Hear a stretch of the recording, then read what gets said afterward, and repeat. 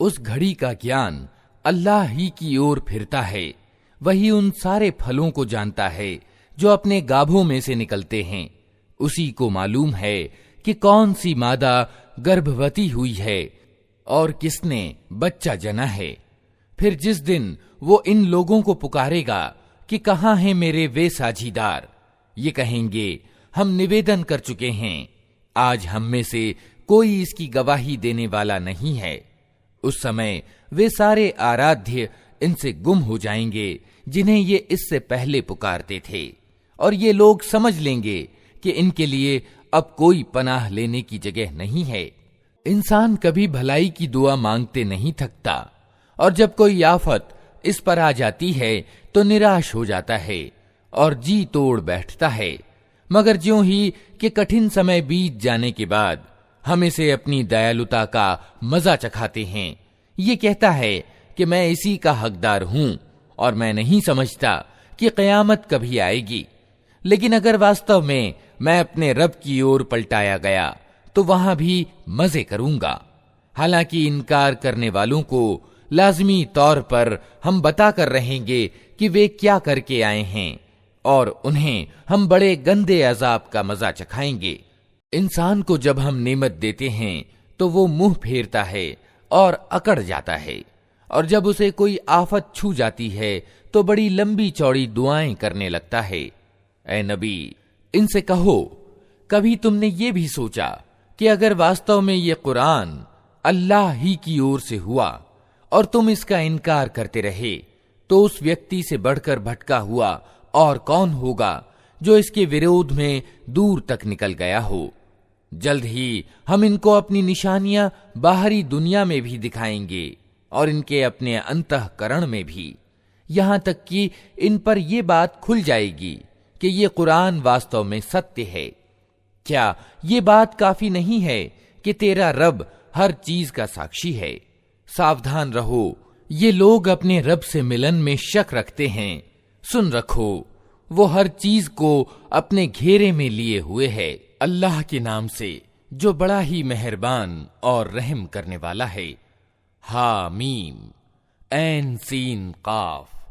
इसी तरह अल्लाह प्रभुत्वशाली व तत्वदर्शी तुम्हारी ओर और तुमसे पहले गुजरे हुए रसूलों की ओर प्रकाशना यानी वही करता रहा है। आसमानों और जमीन में जो कुछ भी है उसी का है। वो सर्वोच्च और महान है। करीब है कि आसमान ऊपर से फट पड़ें। फरिश्ते अपने रब की प्रशंसा के साथ तस्बीह यानी महिमा गान कर रहे हैं, और जमीन वालों के हक में माफी की प्रार्थनाएं किए जाते हैं।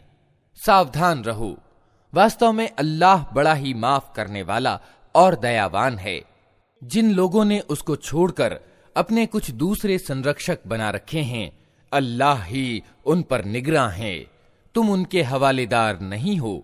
हां, इसी तरह ए नबी, ये अरबी कुरान हमने तुम्हारी ओर वही किया है ताकि तुम बस्तियों के केंद्र यानी मक्का शहर और उसके चारों ओर रहने वालों को सचेत कर दो, और इकट्ठा होने के दिन यानी क़यामत से डरा दो, जिसके आने में कोई शक नहीं। एक गिरोह को जन्नत में जाना है और दूसरे गिरोह को दोज़ख में। अगर अल्लाह चाहता तो इन सबको एक ही समुदाय यानी उम्मत बना देता, मगर वो जिसे चाहता है अपनी दयालुता में प्रवेश कराता है, और जालिमों का न कोई संरक्षक है न सहायक। क्या ये ऐसे नादान हैं कि इन्होंने उसे छोड़कर दूसरे संरक्षक बना रखे हैं? संरक्षक तो अल्लाह ही है, वही मुर्दों को जिंदा करता है और उसे हर चीज की सामर्थ्य प्राप्त है। तुम्हारे बीच जिस मामले में भी विभेद हो उसका फैसला करना अल्लाह का काम है। वही अल्लाह मेरा रब है, उसी पर मैंने भरोसा किया और उसी की ओर मैं रुजू करता हूं। आसमानों और जमीन का बनाने वाला, जिसने तुम्हारी अपनी जाति से तुम्हारे लिए जोड़े पैदा किए, और इसी तरह जानवरों में भी उन्हीं के सहजातीय जोड़े बनाए, और इस तरीके से वो तुम्हारी नस्लें फैलाता है। संसार की कोई चीज उसके सदृश नहीं, वो सब कुछ सुनने और देखने वाला है। आसमान और जमीन के खजानों की कुंजियां उसी के पास हैं, जिसे चाहता है खुली रोजी देता है और जिसे चाहता है नपा तुला देता है।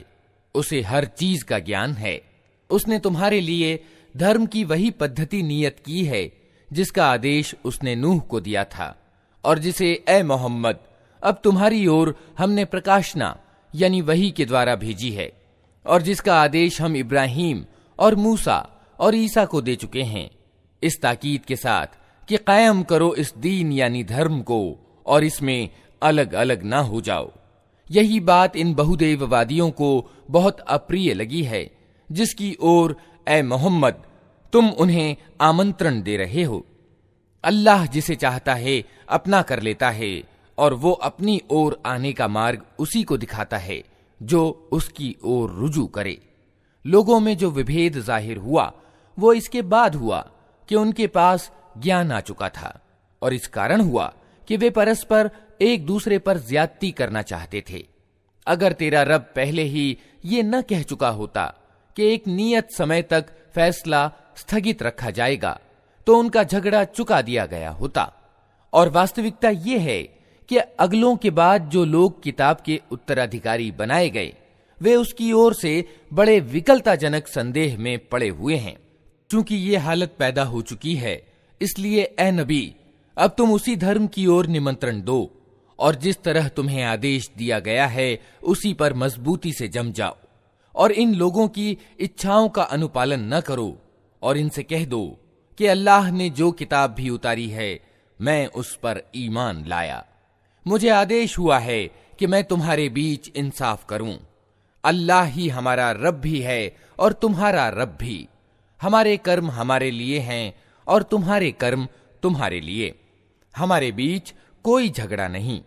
अल्लाह एक दिन हम सबको इकट्ठा करेगा और उसी की ओर सबको जाना है।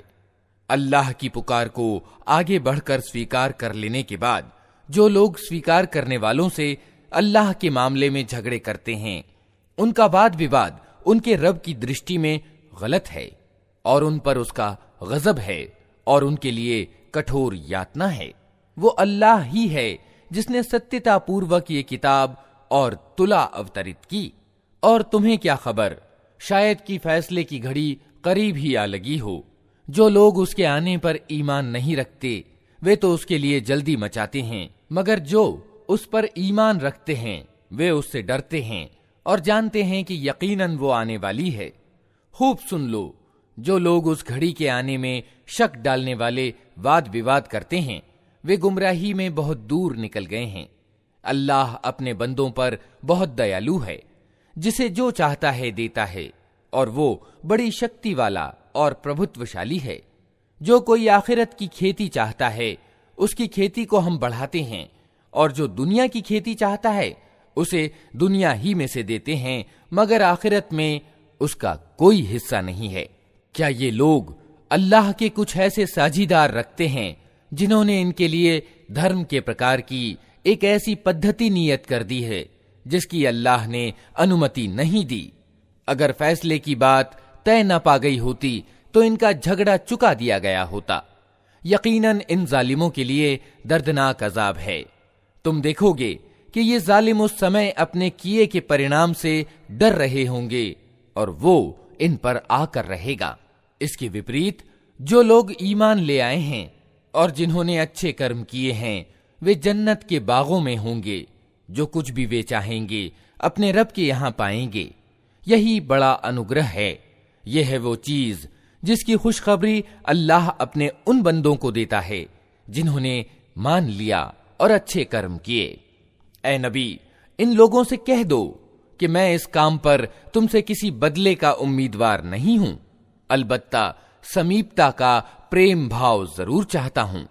जो कोई भलाई कमाएगा हम उसके लिए इस भलाई में अच्छाई की बढ़ोतरी कर देंगे। यकीनन अल्लाह बड़ा माफ करने वाला और गुणग्राहक है। क्या ये लोग कहते हैं कि इस व्यक्ति ने अल्लाह पर झूठा आरोप घड़ लिया है? अगर अल्लाह चाहे तो तुम्हारे दिल पर ठप्पा लगा दे। वो असत्य को मिटा देता है और सत्य को अपने आदेशों से सत्य कर दिखाता है। वो सीनों के छिपे हुए रहस्य जानता है। वही है जो अपने बंदों से तौबा कबूल करता है और बुराइयों को माफ करता है। हालांकि तुम लोगों के सब कर्मों का उसे ज्ञान है। वो ईमान लाने वालों और अच्छे कर्म करने वालों की दुआ को कबूल करता है और अपने अनुग्रह से उनको और ज्यादा देता है। रहे इनकार करने वाले तो उनके लिए कठोर सजा है। अगर अल्लाह अपने सब बंदों को खुली रोजी दे देता तो वे जमीन में सरकशी का तूफान खड़ा कर देते, मगर वो एक हिसाब से जितनी चाहता है उतारता है। यकीनन वो अपने बंदों की खबर रखने वाला है और उन पर निगाह रखता है। वही है जो लोगों के निराश हो जाने के बाद मेह बरसाता है और अपनी दयालुता फैला देता है, और वही प्रशंसा योग्य संरक्षक है। उसकी निशानियों में से है ये धरती और आसमानों की रचना और ये सजीव रचनाएं जो उसने दोनों जगह फैला रखी हैं। वो जब चाहे उन्हें इकट्ठा कर सकता है। तुम लोगों पर जो मुसीबत भी आई है तुम्हारे अपने हाथों की कमाई से आई है, और बहुत से अपराधों को वो वैसे ही माफ करता जाता है। तुम जमीन में अपने अल्लाह को निरुपाय कर देने वाले नहीं हो, और अल्लाह के मुकाबले में तुम कोई संरक्षक और सहायक नहीं रखते। उसकी निशानियों में से हैं ये जहाज जो समुद्र में पहाड़ों की तरह दिखाई देते हैं। अल्लाह जब चाहे हवा को ठहरा दे और ये समुद्र की पीठ पर खड़े के खड़े रह जाएं। इसमें बड़ी निशानियां हैं हर उस व्यक्ति के लिए जो पूर्णतः सब्र से काम करने वाला और कृतज्ञता दिखाने वाला हो, या उन पर सवार होने वालों के बहुत से गुनाहों को माफ करते हुए उनकी कुछ ही करतूतों के बदले में उन्हें डुबो दे। और उस समय हमारी आयतों में झगड़े करने वालों को पता चल जाए कि उनके लिए कोई पनाह की जगह नहीं है। जो कुछ भी तुम लोगों को दिया गया है वो सिर्फ दुनिया की कुछ दिनों की जिंदगी का सामान है, और जो कुछ अल्लाह के यहाँ है वो अच्छा भी है और बाकी रहने वाला भी। वो उन लोगों के लिए है जो ईमान लाए हैं और अपने रब पर भरोसा करते हैं, जो बड़े बड़े गुनाहों और अश्लील कर्मों से बचते हैं, और अगर गुस्सा आ जाए तो माफ कर जाते हैं, जो अपने रब का आदेश मानते हैं, नमाज कायम करते हैं, अपने मामले आपस के परामर्श से चलाते हैं। हमने जो कुछ भी रोजी उन्हें दी है उसमें से खर्च करते हैं, और जब उन पर ज्यादती की जाती है तो उसका मुकाबला करते हैं। बुराई का बदला वैसी ही बुराई है, फिर जो कोई माफ कर दे और सुधार करे उसका बदला अल्लाह के जिम्मे है। अल्लाह जालिमों को पसंद नहीं करता, और जो लोग जुल्म होने के बाद बदला लें तो उनकी निंदा नहीं की जा सकती। निंदनीय तो वे हैं जो दूसरों पर जुल्म करते हैं और जमीन में नाहक ज्यादतियां करते हैं। ऐसे लोगों के लिए दर्दनाक अजाब है। अलबत्ता जो व्यक्ति सब्र से काम ले और माफ करे तो ये बड़े साहसपूर्ण कामों में से है। जिसको अल्लाह ही गुमराही में फेंक दे उसका कोई संभालने वाला अल्लाह के बाद नहीं है। तुम देखोगे कि ये जालिम जब अजाब देखेंगे तो कहेंगे अब पलटने की भी कोई राह है, और तुम देखोगे कि ये जहन्नम के सामने जब लाए जाएंगे तो अपमान के कारण झुके जा रहे होंगे और उसको निगाह बचा बचा कर कनखियों से देखेंगे। उस समय वे लोग जो ईमान लाए थे कहेंगे कि वास्तव में वास्तविक घाटा उठाने वाले वही हैं जिन्होंने आज क़यामत के दिन अपने आप को और अपने संबंधियों को घाटे में डाल दिया। सावधान रहो, जालिम लोग स्थायी अजाब में होंगे और उनके कोई समर्थक और संरक्षक न होंगे जो अल्लाह के मुकाबले में उनकी सहायता को आए। जिसे अल्लाह गुमराही में फेंक दे उसके लिए बचाव की कोई राह नहीं। मान लो अपने रब की बात पहले इससे कि वो दिन आए जिसके टलने का कोई उपाय अल्लाह की ओर से नहीं है। उस दिन तुम्हारे लिए कोई पनाह लेने की जगह न होगी और न कोई तुम्हारी हालत को बदलने की कोशिश करने वाला होगा। अब अगर ये लोग मुंह मोड़ते हैं तो ए नबी, हमने तुमको इन पर निगहबान बनाकर तो नहीं भेजा है, तुम पर तो सिर्फ बात पहुंचा देने की जिम्मेदारी है। इंसान का हाल ये है कि जब हम उसे अपनी दयालुता का मजा चखाते हैं तो उस पर फूल जाता है, और अगर उसके अपने हाथों का किया धरा किसी मुसीबत के रूप में उस पर उलट पड़ता है तो बड़ा कृतघ्न बन जाता है। अल्लाह जमीन और आसमानों की बादशाही का मालिक है। जो कुछ चाहता है पैदा करता है, जिसे चाहता है लड़कियां देता है, जिसे चाहता है लड़के देता है, जिसे चाहता है लड़के और लड़कियां मिला जुला कर देता है, और जिसे चाहता है बांझ कर देता है। वो सब कुछ जानता है और हर चीज की सामर्थ्य रखता है। किसी इंसान का ये मकाम नहीं है कि अल्लाह उससे आमने सामने बात करे। उसकी बात या तो वही यानी संकेत के तौर पर होती है या पर्दे के पीछे से, या फिर वो कोई संदेश वाहक यानी फरिश्ता भेजता है और वो उसके आदेश से जो कुछ चाहता है प्रकाशना व्यक्त करता है। वो सर्वोच्च और तत्वदर्शी है। और इसी प्रकार ए नबी, हमने अपने आदेश से एक रूह यानी प्राण एवं सार तत्व तुम्हारी ओर प्रकाशना की है। तुम्हें कुछ पता न था कि किताब क्या होती है और ईमान क्या होता है, मगर उस रूह को हमने एक प्रकाश बना दिया जिससे हम मार्ग दिखाते हैं अपने बंदों में से जिसे चाहते हैं। यकीनन तुम सीधे मार्ग की ओर पथ प्रदर्शन कर रहे हो, उस अल्लाह के मार्ग की ओर जो जमीन और आसमानों की हर चीज का मालिक है। सावधान रहो, सारे मामले अल्लाह ही की ओर रुजू करते हैं। अल्लाह के नाम से जो बड़ा ही मेहरबान और रहम करने वाला है। हामीम। कसम है इस स्पष्ट किताब की कि हमने इसे अरबी भाषा का कुरान बनाया है ताकि तुम लोग इसे समझो, और वास्तव में ये मूल किताब में अंकित है। हमारे यहाँ बड़ी उच्च कोटि की और तत्वदर्शिता से परिपूर्ण किताब। अब क्या हम तुमसे विरक्त होकर ये नसीहत का पाठ तुम्हारे यहाँ भेजना छोड़ दें सिर्फ इसलिए कि तुम मर्यादाहीन हो? पहले गुजरी हुई कौमों में भी बार बार हमने नबी भेजे हैं। कभी ऐसा नहीं हुआ कि कोई नबी उनके यहाँ आया हो और उन्होंने उसकी हंसी ना उड़ाई हो। फिर जो लोग इनसे कई दर्जे ज्यादा शक्तिशाली थे उन्हें हमने तबाह कर दिया। पिछली कौमों की मिसालें गुजर चुकी हैं। अगर तुम इन लोगों से पूछो कि जमीन और आसमानों को किसने पैदा किया है, तो ये खुद कहेंगे कि उन्हें उसी प्रभुत्वशाली सर्वज्ञ सत्ता ने पैदा किया है। वही ना जिसने तुम्हारे लिए इस जमीन को गहवारा बनाया और इसमें तुम्हारे लिए रास्ते बना दिए ताकि तुम अपनी अभीष्ट मंजिल की राह पा सको। जिसने एक विशेष मात्रा में आसमान से पानी उतारा और उसके द्वारा मुर्दा जमीन को जिला उठाया। इसी तरह एक दिन तुम जमीन से निकालकर बाहर किए जाओगे।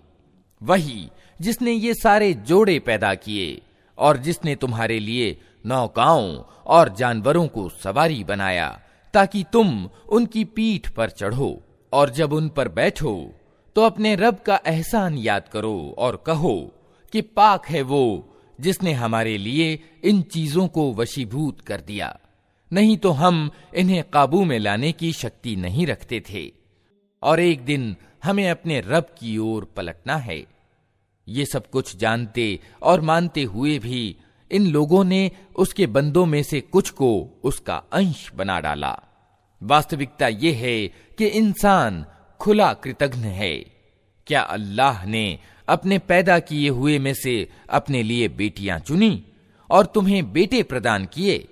और हाल ये है कि जिस औलाद को ये लोग उस करुणामय ईश्वर से संबद्ध करते हैं, उसके जन्म की खुशखबरी जब खुद इनमें से किसी को दी जाती है तो उसके मुंह पर सियाही छा जाती है और वो शोक से भर जाता है। क्या अल्लाह के हिस्से में वो औलाद आई जो जेवरों में पाली जाती है और वाद विवाद में अपना अभिप्राय पूर्ण रूप से स्पष्ट भी नहीं कर सकती? इन्होंने फरिश्तों को, जो करुणामय ईश्वर के खास बंदे हैं, औरतें ठहरा लिया। क्या उनकी शारीरिक रचना इन्होंने देखी है?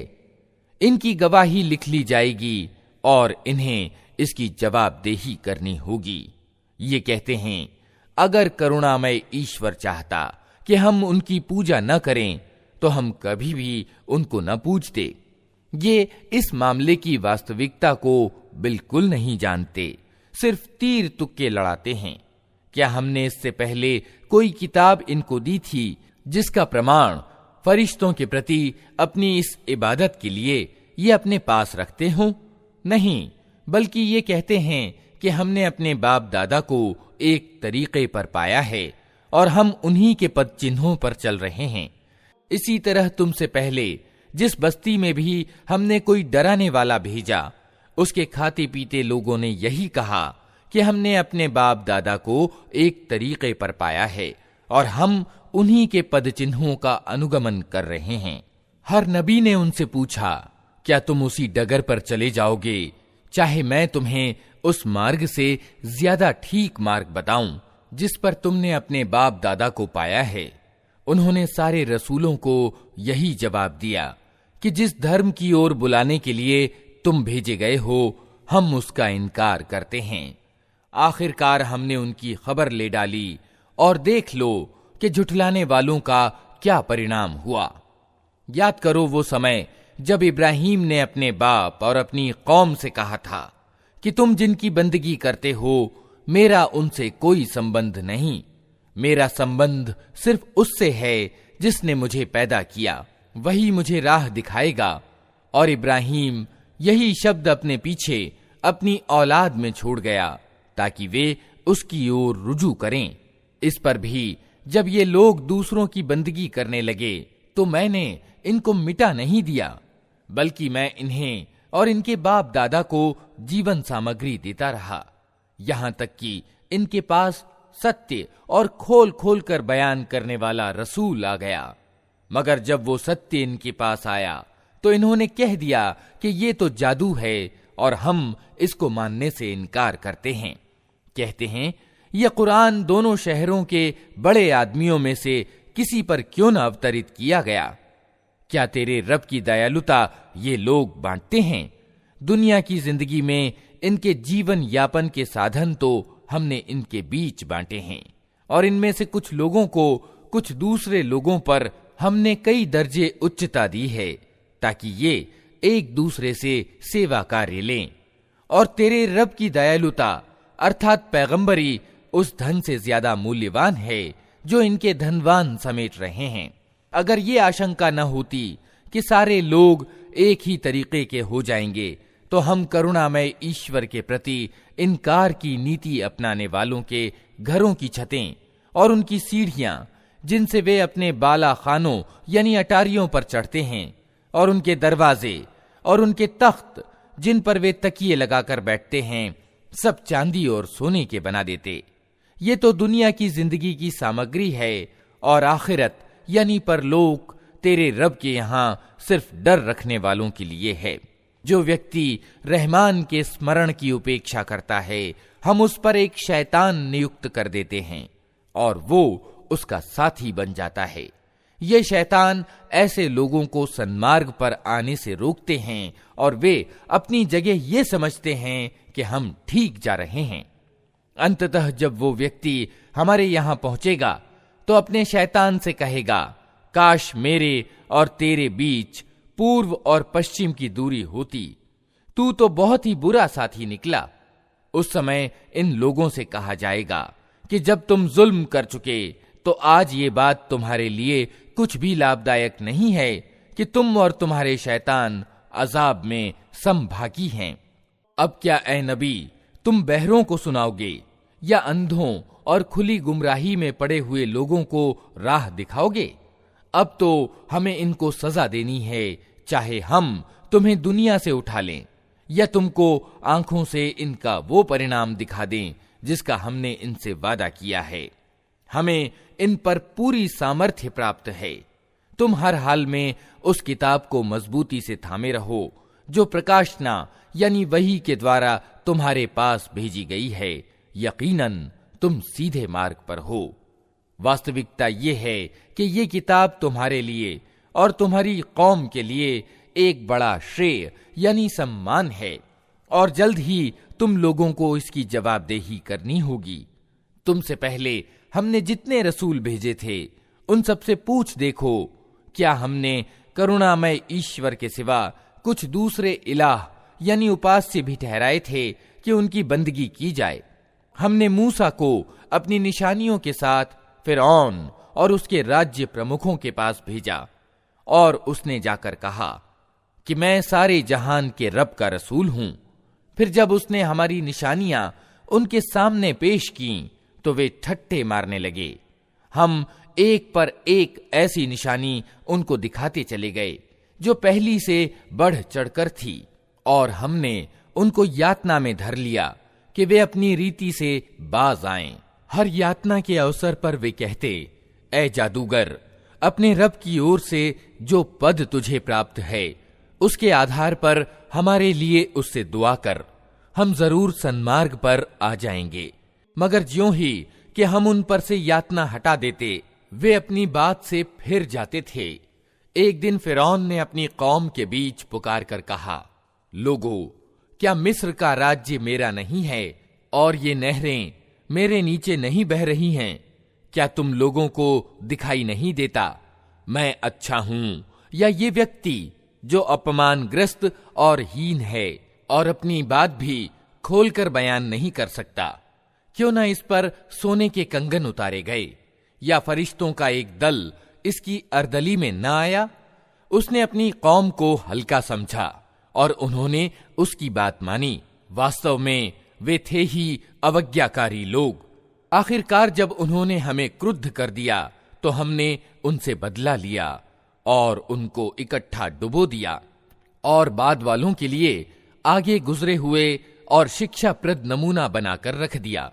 और ज्यों ही कि मरियम के बेटे की मिसाल दी गई, तुम्हारी कौम के लोगों ने उस पर शोर मचा दिया और लगे कहने कि हमारे पूज्य अच्छे हैं या वो।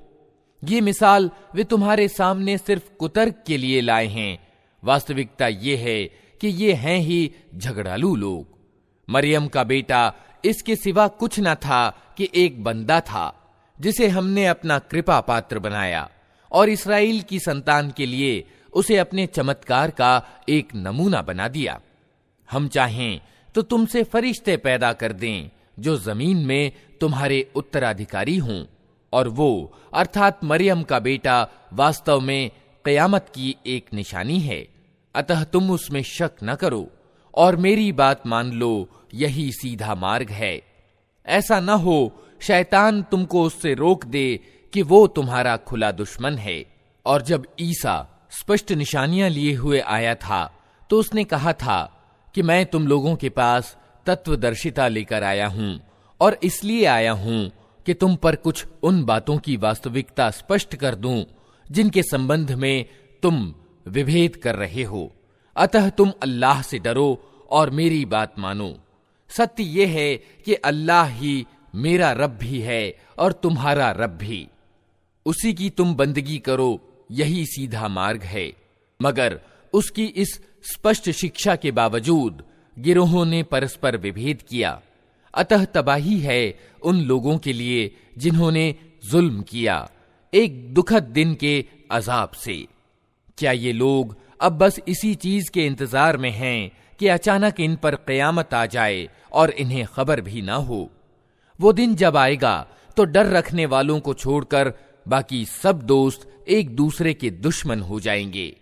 उस दिन उन लोगों से जो हमारी आयतों पर ईमान लाए थे और आज्ञाकारी बनकर रहे थे कहा जाएगा कि ऐ मेरे बंदो, आज तुम्हारे लिए कोई डर नहीं और ना तुम्हें कोई चिंता सताएगी। दाखिल हो जाओ जन्नत में, तुम और तुम्हारी पत्नियां, तुम्हें खुश कर दिया जाएगा। उनके आगे सोने की थालियां और जाम सागर फिराए जाएंगे, और हर मन भाती और निगाहों को लज्जत देने वाली चीज वहां मौजूद होगी। उनसे कहा जाएगा, तुम अब यहां हमेशा रहोगे। तुम इस जन्नत के वारिस अपने उन कर्मों के कारण हुए हो जो तुम दुनिया में करते रहे। तुम्हारे लिए यहाँ ढेर सारे मेवे मौजूद हैं जिन्हें तुम खाओगे। रहे अपराधी तो वे हमेशा जहन्नम के अजाब में ग्रस्त रहेंगे, कभी उनके अजाब में कमी न होगी और वे उसमें निराश पड़े होंगे। उन पर हमने जुल्म नहीं किया, बल्कि वे खुद ही अपने ऊपर जुल्म करते रहे। वे पुकारेंगे, ऐ मालिक, तेरा रब हमारा काम ही तमाम कर दे तो अच्छा है। वो जवाब देगा, तुम यूं ही पड़े रहोगे। हम तुम्हारे पास हक यानी सत्य लेकर आए थे, मगर तुम में से ज्यादातर को हक ही अप्रिय था। क्या इन लोगों ने कोई कार्रवाई करने का फैसला कर लिया है? अच्छा, तो हम भी फिर एक फैसला किए लेते हैं। क्या इन्होंने ये समझ रखा है कि हम इनकी रहस्य की बातें और इनकी कानाफूसियां सुनते नहीं हैं? हम सब कुछ सुन रहे हैं और हमारे फरिश्ते इनके पास ही लिख रहे हैं। इनसे कहो, अगर वास्तव में रहमान यानी करुणामय ईश्वर की कोई संतान होती तो सबसे पहले इबादत करने वाला मैं होता। पाक है आसमानों और जमीन का शासक, सिंहासन का मालिक, उन सारी बातों से जो ये लोग उससे जोड़ते हैं। अच्छा, इन्हें अपने तथ्यहीन विचारों में निमग्न और अपने खेल में व्यस्त रहने दो, यहां तक कि ये अपना वो दिन देख लें जिससे इन्हें डराया जा रहा है। वही एक आसमान में भी इलाह यानी ईश्वर है और जमीन में भी इलाह यानी ईश्वर, और वही तत्वदर्शी और सर्वज्ञ है। बहुत उच्च और सर्वोपरि है वो जिसके अधिकार में जमीन और आसमानों और हर उस चीज की बादशाही है जो जमीन और आसमानों के बीच पाई जाती है। और वही क़यामत की घड़ी का ज्ञान रखता है और उसी की ओर तुम सब पलटाए जाने वाले हो। उसको छोड़कर ये लोग जिन्हें पुकारते हैं उन्हें किसी सिफारिश का अधिकार प्राप्त नहीं, सिवाय इसके कि कोई ज्ञान के आधार पर हक की गवाही दे। और अगर तुम इनसे पूछो कि इन्हें किसने पैदा किया है तो ये खुद कहेंगे कि अल्लाह ने। फिर कहां से ये धोखा खा रहे हैं? कसम है रसूल के इस कथन की कि ए रब, ये वे लोग हैं जो मानते नहीं। अच्छा, ए नबी, इनसे नजर हटा लो और कह दो कि सलाम है तुम्हें, जल्द ही इन्हें मालूम हो जाएगा। अल्लाह के नाम से जो बड़ा ही मेहरबान और रहम करने वाला है। हामीम। कसम है इस स्पष्ट किताब की कि हमने इसे एक बड़ी भलाई और बरकत वाली रात में उतारा है, क्योंकि हम लोगों को सावधान करने का इरादा रखते थे। ये वो रात थी जिसमें हर मामले का तत्वदर्शिता युक्त निर्णय हमारे आदेश से प्रचलित किया जाता है। हम एक रसूल भेजने वाले थे तेरे रब की दयालुता के रूप में। निश्चय ही वो सब कुछ सुनने और जानने वाला है। आसमानों और जमीन का रब और हर उस चीज का रब जो आसमान और जमीन के बीच है। यदि तुम लोग वास्तव में विश्वास रखने वाले हो, कोई माबूद यानी आराध्य उसके सिवा नहीं है। वही जीवन प्रदान करता है और वही मृत्यु देता है। तुम्हारा रब तुम्हारे उन पूर्वजों का रब जो पहले गुजर चुके हैं, किंतु वास्तव में इन लोगों को विश्वास नहीं है, बल्कि ये अपने संदेह में पड़े खेल रहे हैं। अच्छा, प्रतीक्षा करो उस दिन की जब आकाश प्रत्यक्ष धुआं लिए हुए आएगा और वो लोगों पर छा जाएगा। ये है दुखदायिनी यातना।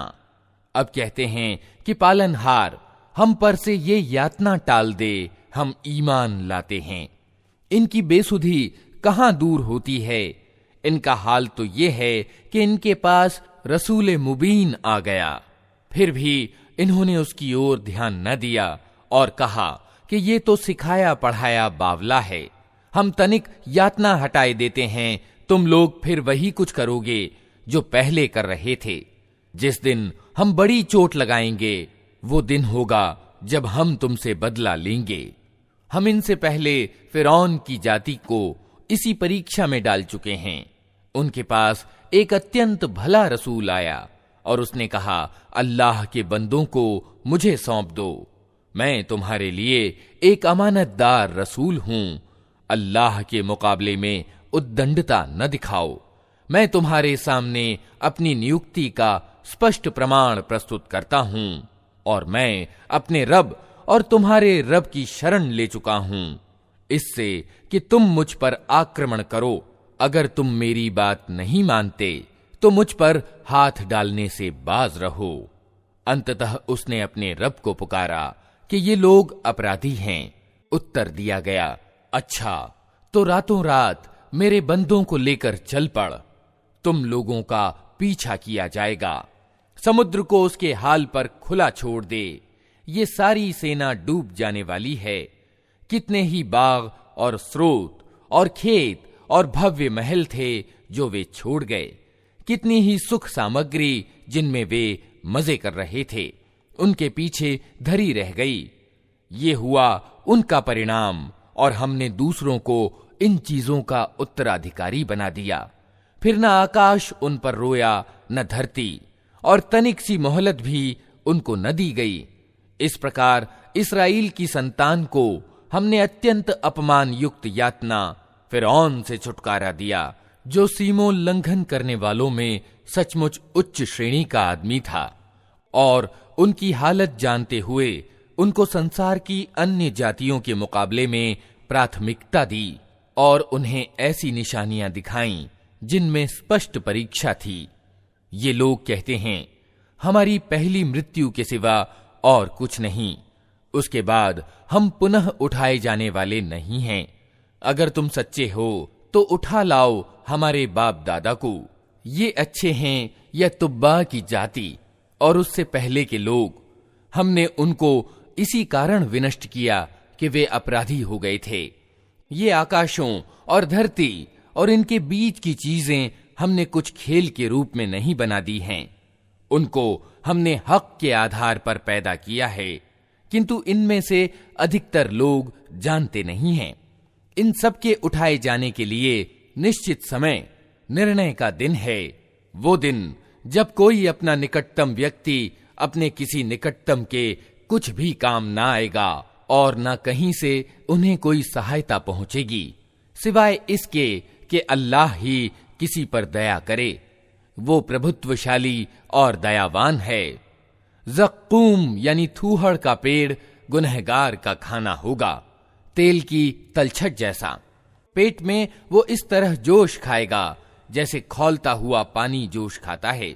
पकड़ो इसे और रगेदते हुए ले जाओ इसको जहन्नम के बीचों बीच, और उंडेल दो इसके सिर पर खौलते पानी का अजाब यानी यातना। चख इसका मजा, बड़ा जबरदस्त इज्जतदार आदमी है तू। ये वही चीज है जिसके आने में तुम लोगों को संदेह था। अल्लाह का डर रखने वाले निश्चिंतता की जगह में होंगे, बागों और स्रोतों में रेशम और कमखाब के वस्त्र पहने आमने सामने बैठे होंगे। ये होगा उनका गौरव। और हम गोरी गोरी मृगनयनी स्त्रियों से उनका विवाह कर देंगे। वहां वे निश्चिंतता पूर्वक हर प्रकार की स्वादिष्ट चीजें तलब करेंगे। वहां मृत्यु का मजा वे कभी न चखेंगे। बस दुनिया में जो मृत्यु आ चुकी सो आ चुकी, और अल्लाह अपने अनुग्रह से उनको नरक यातना से बचा देगा। यही बड़ी सफलता है। ऐ नबी, हमने इस किताब को तुम्हारी भाषा में आसान बना दिया है ताकि ये लोग नसीहत हासिल करें। अब तुम भी प्रतीक्षा करो, ये भी प्रतीक्षा में हैं। अल्लाह के नाम से जो बड़ा ही मेहरबान और रहम करने वाला है। हामीम। इस किताब का अवतरण अल्लाह की ओर से है जो प्रभुत्वशाली और तत्वदर्शी है।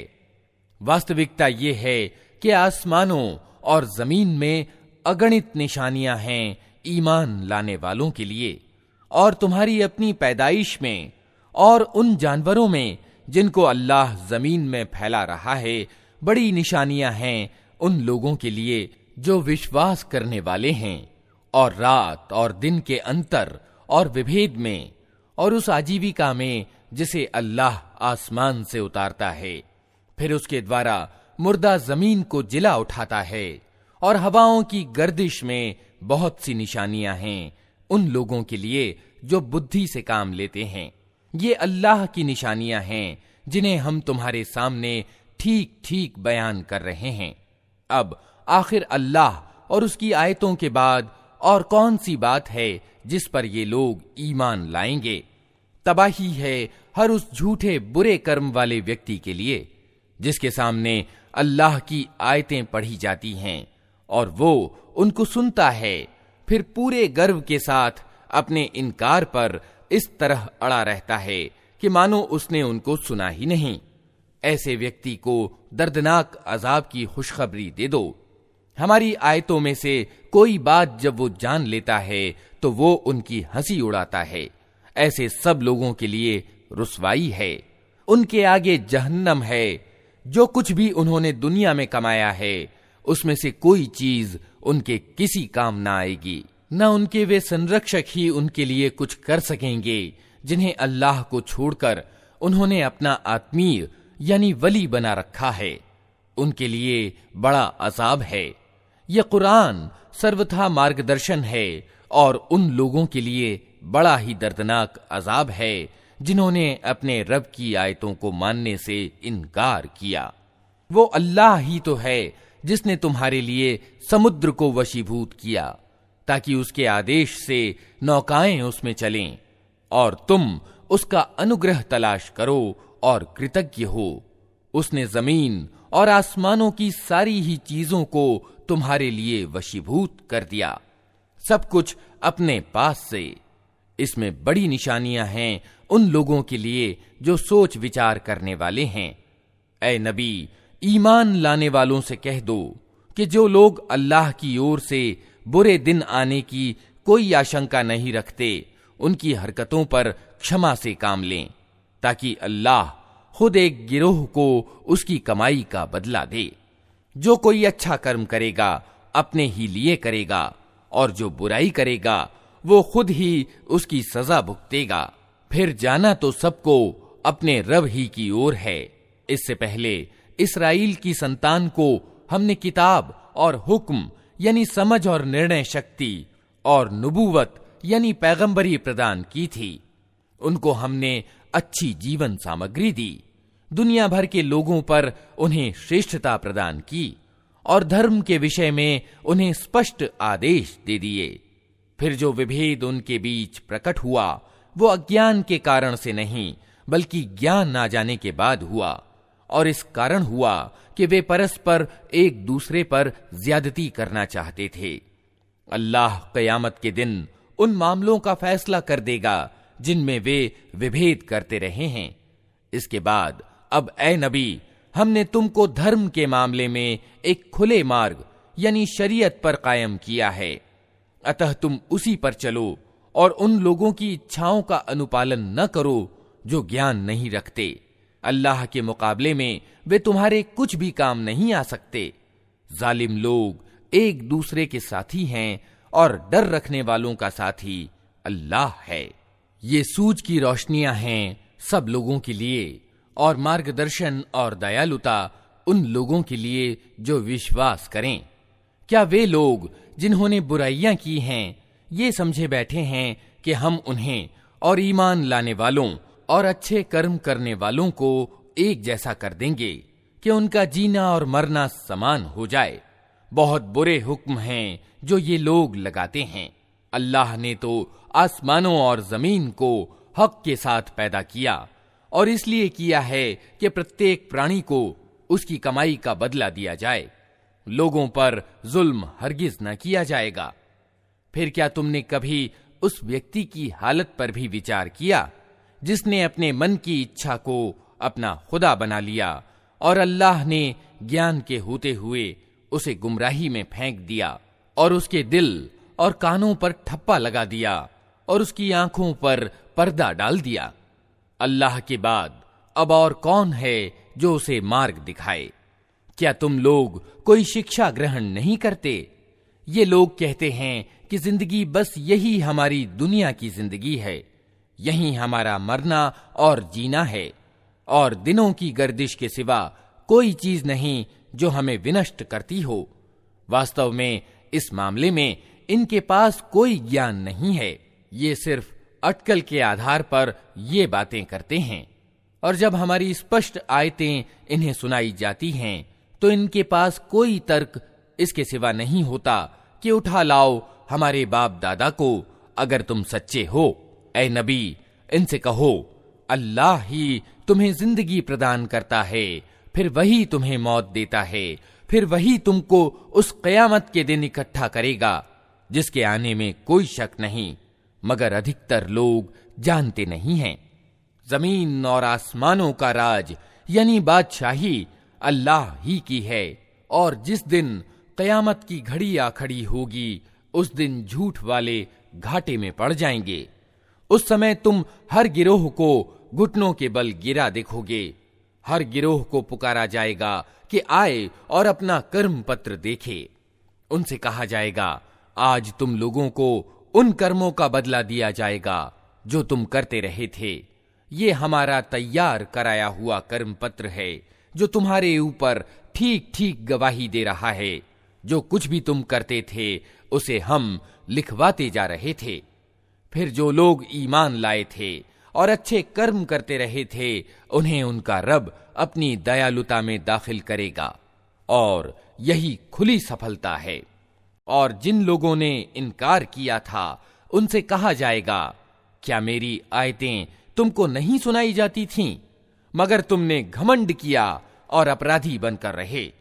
और जब कहा जाता था कि अल्लाह का वादा सच्चा है और क़यामत के आने में कोई शक नहीं, तो तुम कहते थे कि हम नहीं जानते क़यामत क्या होती है, हम तो बस एक गुमान सा रखते हैं, विश्वास हमको नहीं है।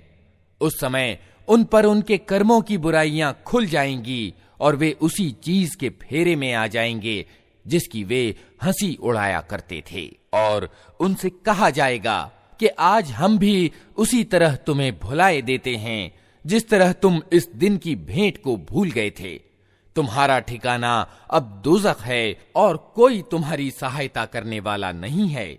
ये तुम्हारा परिणाम इसलिए हुआ है कि तुमने अल्लाह की आयतों का मजाक बना लिया था और तुम्हें दुनिया की जिंदगी ने धोखे में डाल दिया था। अतः आज न ये लोग दोज़ख से निकाले जाएंगे और उनसे कहा जाएगा कि माफी मांगकर अपने रब को राजी करो। अतः प्रशंसा अल्लाह ही के लिए है जो जमीन और आसमानों का मालिक और सारे जहान वालों का पालन करता है। जमीन और आसमानों में बड़ाई उसी के लिए है और वही प्रभुत्वशाली और तत्वदर्शी है।